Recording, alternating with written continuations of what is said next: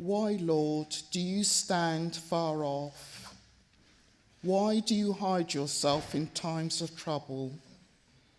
In his arrogance, the wicked man hunts down the wicked, who are caught in the schemes he devises.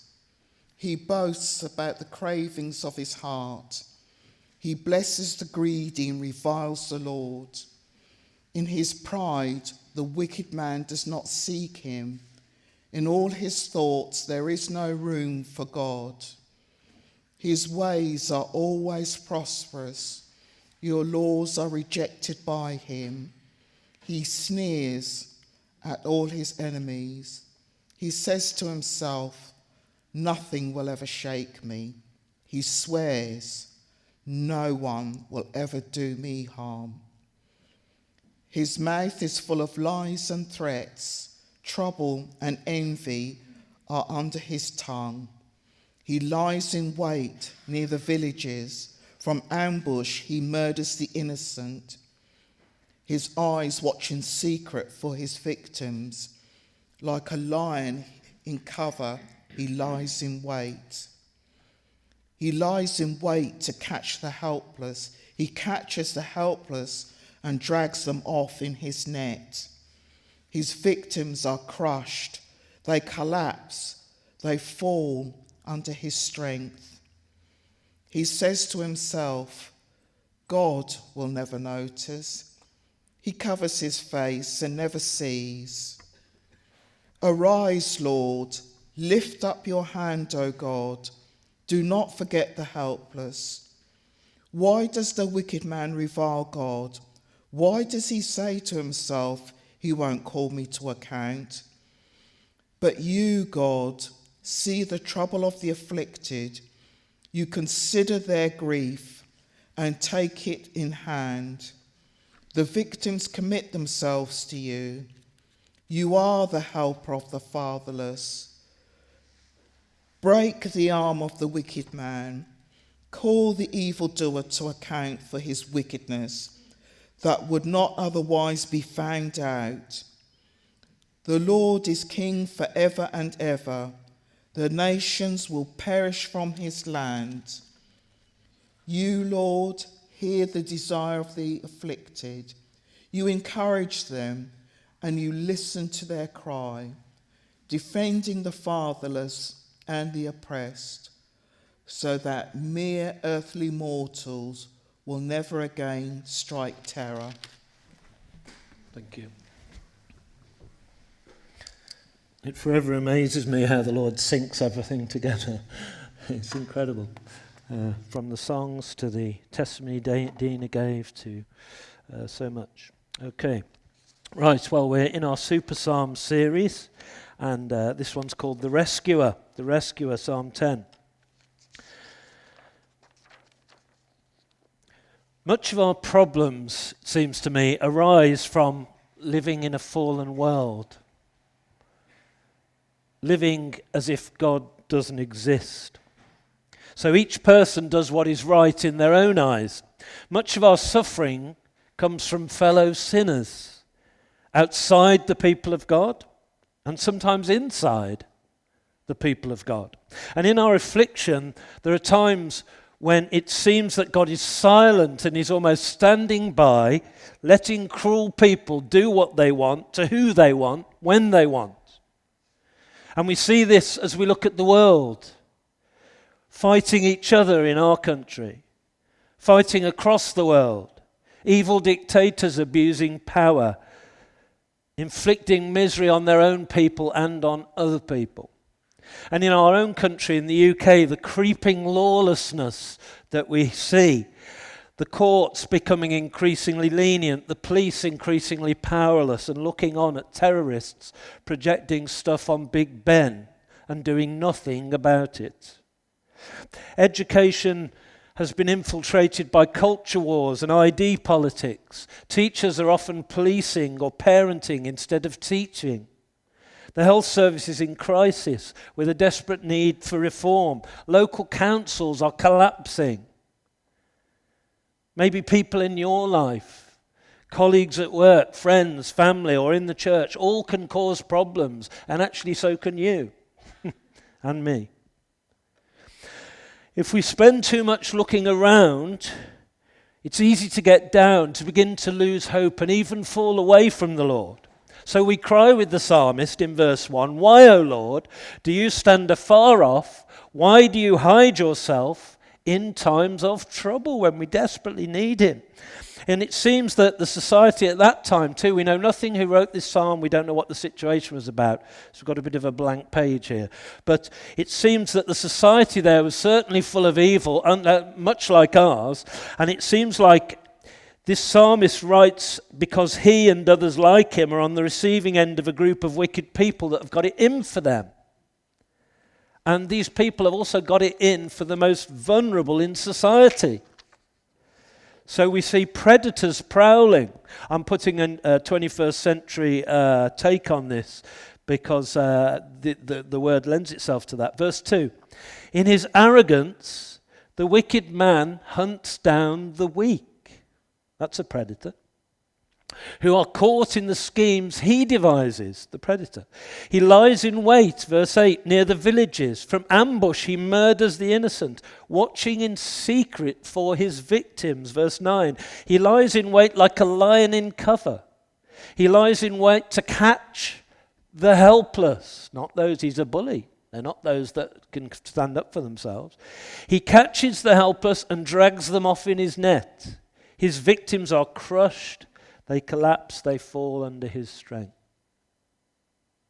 In verse 2, it seems that these people groom those that they seek to destroy. Now, it just could be a subtle manipulation. They could appear caring at first and nice and promise all kinds of stuff and make you feel good about yourself and special about yourself. But it's a trap. There's a hidden agenda going on. They're luring you into their wicked plans and schemes. Let me just say this for a start. Be careful, especially in relationships. Be careful and discerning, because if something or someone is too good to be true, it probably are, or they probably is.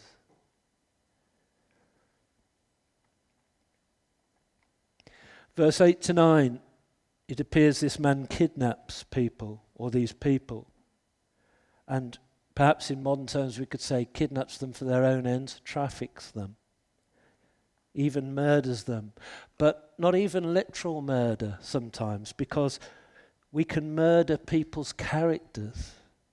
Character assassination by ongoing verbal and emotional and physical and sexual and spiritual abuse, like a dripping tap going into until you begin to believe it, until you begin to conform to what they think of you, not what God thinks of you. And you need to get away from that if you're in that situation. And it's not always a literal kidnap either. It could be a slow process of bringing you under their rule. And men in particular are appalling at that, because men in particular seek to control and use their power in the most despicable ways if left to their own devices.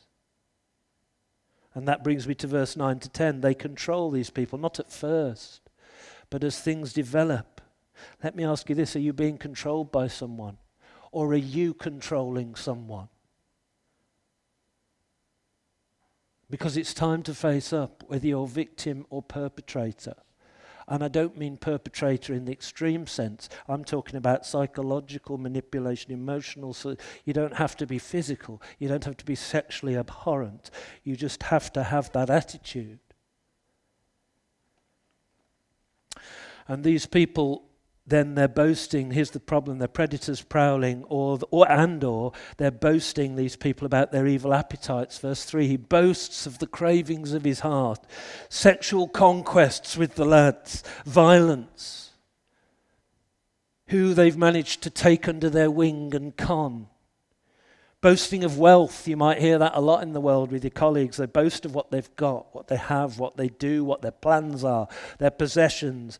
They boast about the lies they've told and got away with it. They boast about drinking and how much they can drink. They boast about other greed and other pleasures.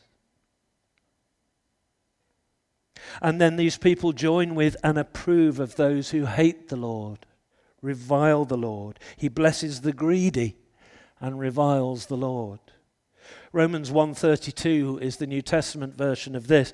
Although they know God's righteous decree that those who do such things deserve death, they not only continue to do these very things, but also approve of those who practice them. That was me, my friends, back in the day. It might have been you. You're not satisfied with being evil yourself. You want to go with the people who are like you, and you approve and clap them when they're at it. You can see that in many groups, in many ways today, and it doesn't have to be as extreme as this passage. And then these people are filled with ill will. Verse 7, his mouth is full of curses and lies and threats. Trouble and evil are under his tongue, just waiting to be revealed, just waiting to come out. They don't want the best for anyone. They're looking to undermine and sabotage people. They see the success and the happiness of others as a threat, or they're jealous because it didn't happen to them. Our British culture, to be fair, is not great at celebrating the success of others or rejoicing when others succeed if we don't. We can be very negative about that in our culture. That's not biblical, that's our culture. And then these people are filled with pride. God doesn't ever enter their minds. Verse 4, in his pride the wicked does not seek God. All his thoughts, there is no room for God. Now, we all know that at work and with certain friends and with family, certain family and things. And if you cast your mind back, if you're a Christian here this morning, there may well have been a time for you where God never or very rarely entered your mind, and if he did, he came into it and then went straight out again. There were thoughts for you and yours. There might even have been thoughts and good deeds for others in need, but never for God. You were so far from God, God never got a look in, never got any airtime in your head, unless maybe it was a blasphemy. Maybe you were misusing his name. Atheists mention the word Jesus more than I do.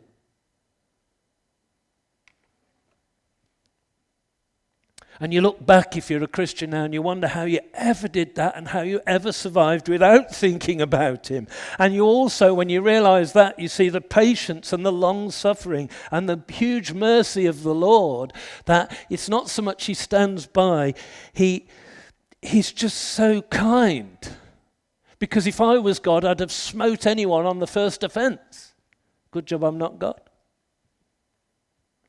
And then these people, they pridefully prosper in their godlessness, verse 5. His ways are always prosperous. Don't you find it incredibly irritating when some people who have got no room for God do extremely well, and they never get sick, and they never get abused, and they never get insulted. His ways are always prosperous. He is haughty, and your laws, God, are far from him, and he sneers at all his enemies. Because what they're doing is God has given them every single blessing that they have, but they worship the gift, not the giver. You ever done that? I have. They have no regard for God and what he thinks. It doesn't even enter their minds. Why do I need God? I've got all I need. I don't need God. And then they sneer at or hate anyone who doesn't approve of them. Rick Warren says this, it's a cracking line. Our culture has accepted two huge lies. The first is if you disagree with someone's lifestyle, you must either fear them or hate them. The second is that to love them means you have to agree with everything that they believe or do. Both are nonsense. You don't have to compromise convictions to be compassionate. Where's that gone, my friends? You can be compassionate without nodding along and agreeing with certain lifestyles and things. You can love people, but you don't love the sin.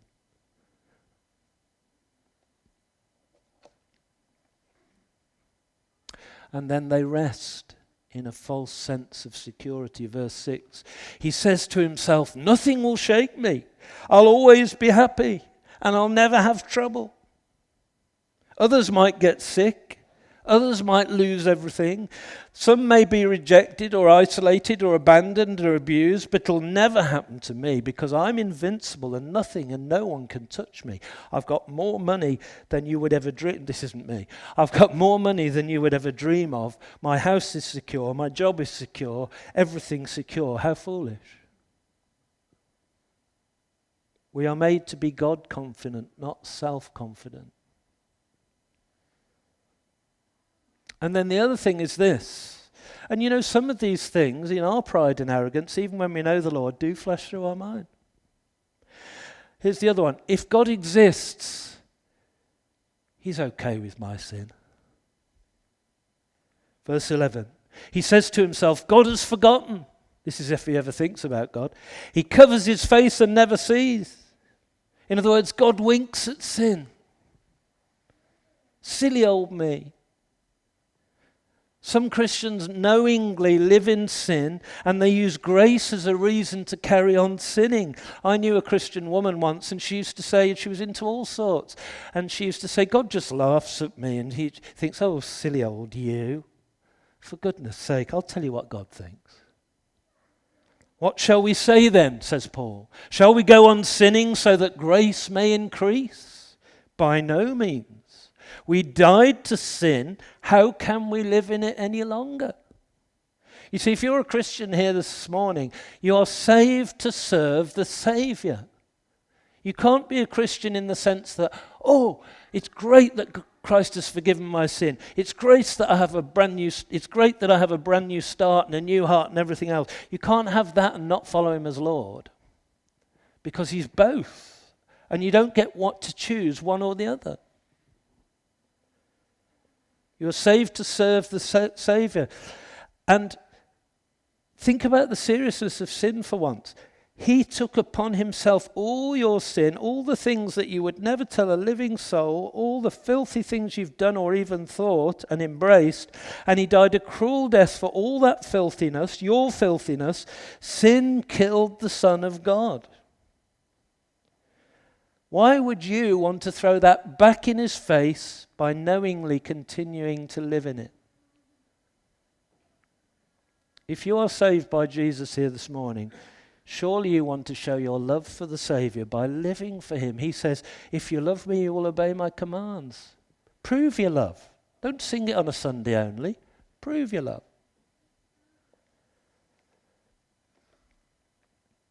But as for those who revile and reject the Lord, the wicked in this passage, many believe, don't they, that there is no afterlife. There is no judgment. There will be no giving an account for things that I've done in this life. Verse 13, why does the wicked man revile God? Why does he say to himself, he won't call me to account? Many believe this life is all there is. Then there's death, and you're snuffed out, and you cease to exist. So you might as well go for it and enjoy life to the full, eat, drink, and be merry, for tomorrow we may die. Professor Dawkins, the well-known atheist, some of us are old enough to remember which he put 10 grand into, the bus slogan on the buses about 15 years ago. And it said this: there's probably no God, so stop worrying and enjoy your life. Two problems with that, probably. Supposing there is, Mr. Dawk. Second, enjoy your life as if following Jesus isn't enjoying your life. Let me tell you, it's a hard life, but it's the best life. And that's what sometimes people who haven't yet crossed over and come to know Jesus don't realize. But as you leave the lives of this world and you put your sin behind you and you push deeper into Jesus, this promise comes true of Jesus, John 10:10. I have come that they may have life and have it to the full. Because you begin to realize what on earth you're here for and why you were created, and that there are so much better lasting pleasures at his right hand that this earth doesn't even touch the surface of. You know what stopped me surrendering to Jesus for so long? I fought him, was the thought that I'd have to go to church, I'd have to read my Bible, I'd have to pray, I'd have to be with Christians, not just exclusively, but I'd have to be with them at all, was something I didn't want to do, that I'd have to be nice to everyone, that I'd have to obey all these rules, that I'd be more bound than I would be free. But when I eventually gave in and I let him take over, all those desires changed. Literally, our heart changed. I wanted to live for him. I wanted to be with others who loved him. I wanted to talk to him. I became a new thing, a new person, and I started to discover new things as my eyes were open, and I started an exciting journey into fullness of life. And I belonged suddenly to God.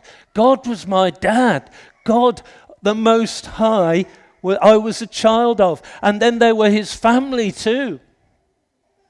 And then I had everlasting security, and I had it now. And my fear of death went out the door.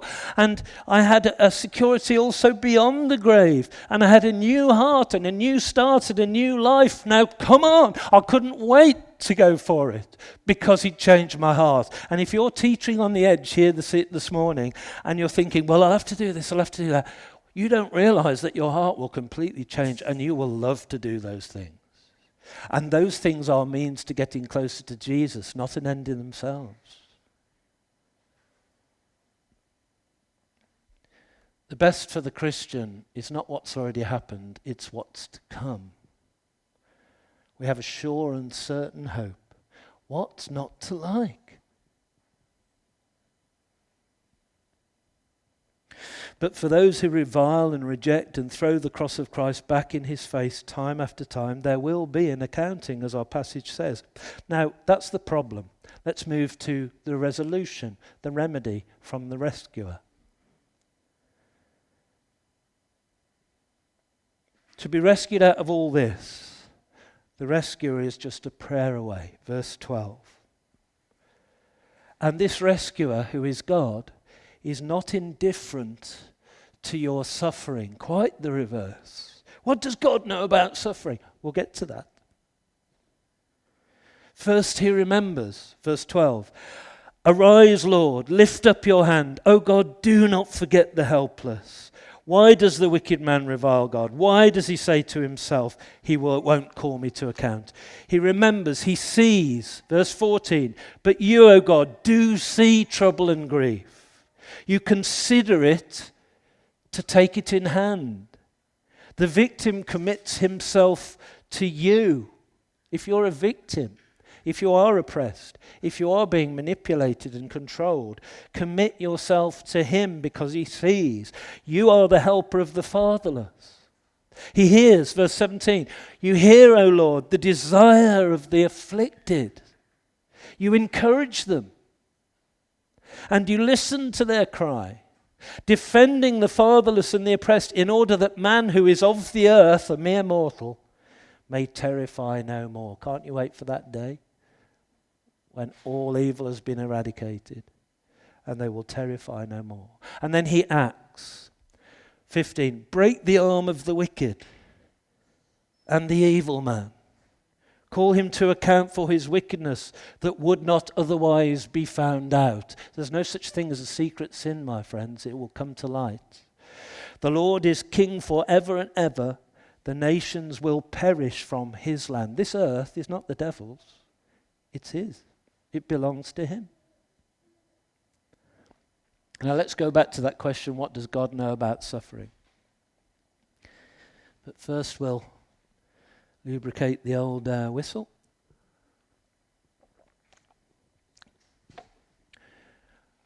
I'm not going to whistle. God knows what it's like to suffer at the hands of the cruel and the wicked. And this is just so good. And it's such a comfort and such an encouragement. Isaiah 53 verse 3, talking 700 years before Jesus ever came about Jesus. He was despised and rejected by men, a man of sorrows and familiar with suffering. Like one from whom men hide their faces, he was despised, and we esteemed him not. Surely he took up our infirmities and carried our sorrows. Yet we considered him stricken by God, smitten by him and afflicted. God knows in Jesus exactly what it is to be rejected, to be betrayed, to be oppressed, to be hunted down, to be used and abused by the wicked, to be abandoned by his Father when our sin was on him, to be abandoned by his best friends at his point of need. His family denounced him at one point, and his countrymen turned against him. He became poor, he was weak, he was tired, he was hungry, and he was God. He was pursued by the devil and hated by the world. You can take full encouragement that the God you serve, Jesus Christ, the God-man, has been there. Whether you know it or not, he's right by your side if you're suffering at the hands of evil. Hebrews 4:15. For we do not have a high priest who is unable to sympathize with our weaknesses, but we have one who has been tempted and tested in every way, just as we are, yet was without sin. The other wonderful thing about this is that Jesus rescues us from the past and restores us in the present and the future. You look back at those difficult times and you see in the end how God intervened and how he saved you. And now, if you're a Christian, how he seeks to heal you. He will rebuild you. He will restore you. Not long after I'd become a Christian and out of addiction and everything else and mentally ill and everything else, Joel 2:25 came to me as a great promise. I will restore to you the years that the locusts have eaten. Let me say it again, above the noise. So I will restore to you the years that the locusts have eaten. Don't look back, friends. Take his hand, walk through the fire, and like Shadrach, Meshach, and Abednego, the Son of God walks around in it with you. The best days are ahead of you.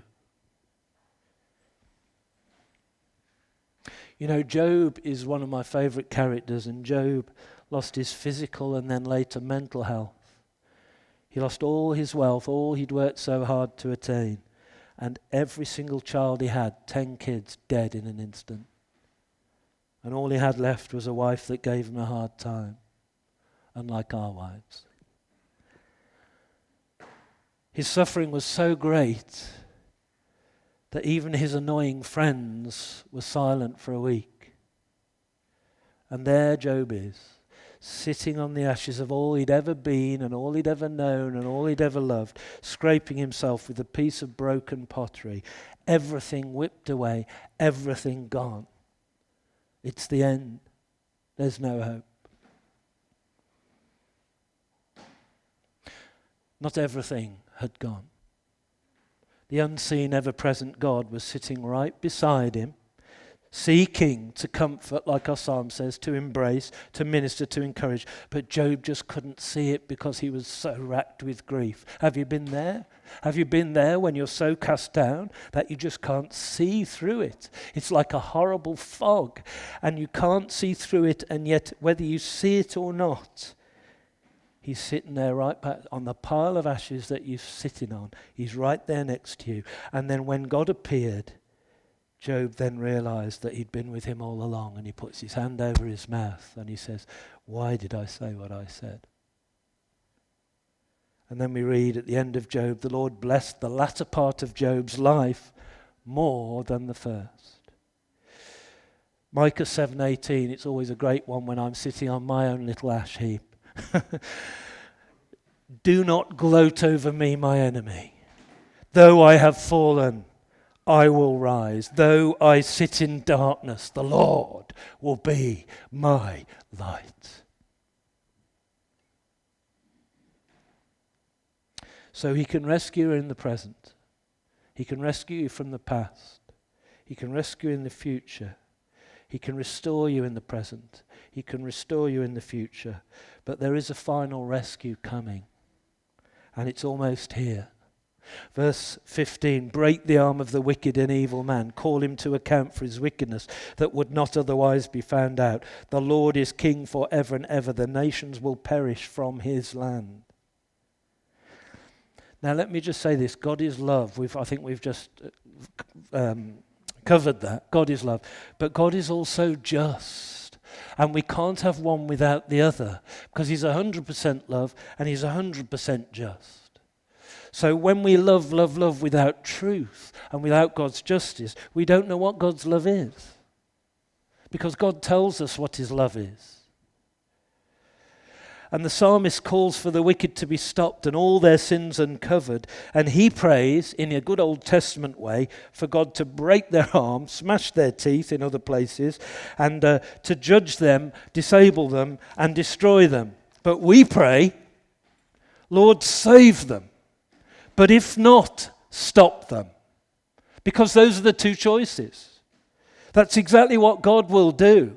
That God intervenes, we don't always know it's him, but he intervenes all the time and takes people out that are wicked, that we don't even know about, and we can't say it's definitely God because we don't know. But he is doing temporal judgments until the big day. And if they won't be saved, he will stop them. And in the end, on that final day, God will only allow sin and evil to reign for so long, and then he'll call time on it. He will have had enough. Even his patience will have run out. And let me tell you, his patience is incredible. It's interesting, isn't it, that one reason Jesus endured the cross and took all the flack was he knew God would do the right thing. Listen to 1 Peter 2:23. When they hurled their insults at him, he did not retaliate. That's tough, especially on Instagram, especially online, especially when you're arguing with people. When he suffered, he made no threats. Instead, he entrusted himself to him who judges justly. He was looking to the God to do the right thing in the end. So God is love, but God is just. And we forget his justice to our own lack of balance. He never ever covers his face, verse 11, and never sees. All sin must be punished. This is how it works. If you come to Christ and let him forgive your sin, then your sin and your punishment is taken on the cross of Christ. But if you reject Christ and you continue to hold on to your sin, on that day, if you're still doing that, your sin remains on you and so does the punishment for it. And the Lord will not be forever silent and look by when this world continues to reject or revile him and throw all his goodness back at him.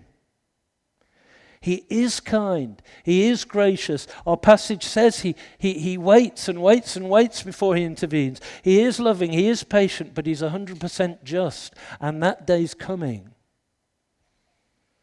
You see, because he's 100% just, he has to deal with all wickedness. That means ranging from a white lie to cheating, to lying, to gossiping, to talking about people behind their back, to slandering people, to all the way through to paedophilia and child murder. He must deal with wickedness. Jesus tells this parable, this story, about what it's going to be like on that day. Matthew 24:45.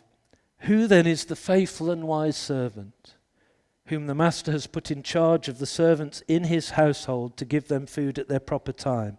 It will be good for that servant whose master finds him doing so when he returns, basically doing and obeying and loving Jesus. I tell you the truth, he will put him in charge of all his possessions on that day. But suppose that servant is wicked and says to himself, my master's staying away a long time. And he then begins to beat his fellow servants and to eat and drink with drunkards. The master of that servant will come on a day when he doesn't expect him, and at an hour he is not aware of, and he will cut him to pieces and assign him a place with the hypocrites, where there will be weeping and gnashing of teeth.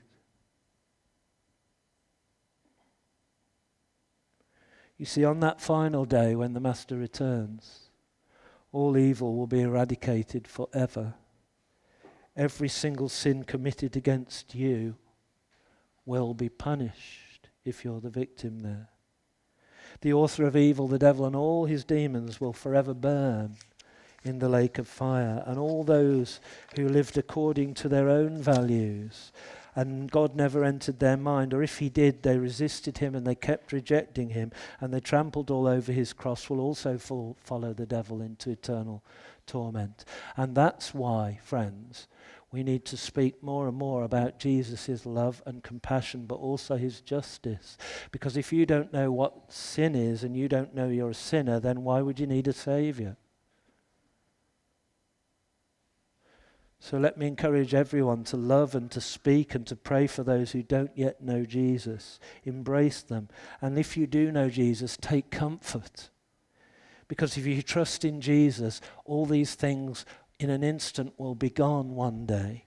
And there will be no more sickness then. And there'll be no more sorrow or sin or Satan or dying or death. Why? Because God is love. But thank God he's also just. And I'll tell you why it's good that he's just. Heaven will never be heaven without his justice. Sin has to be removed for us to enjoy what's to come. Now that might sound harsh to some of you. I make zero apology for it. Because God is 100% just and 100% love. Let's come and pray before we come to the table.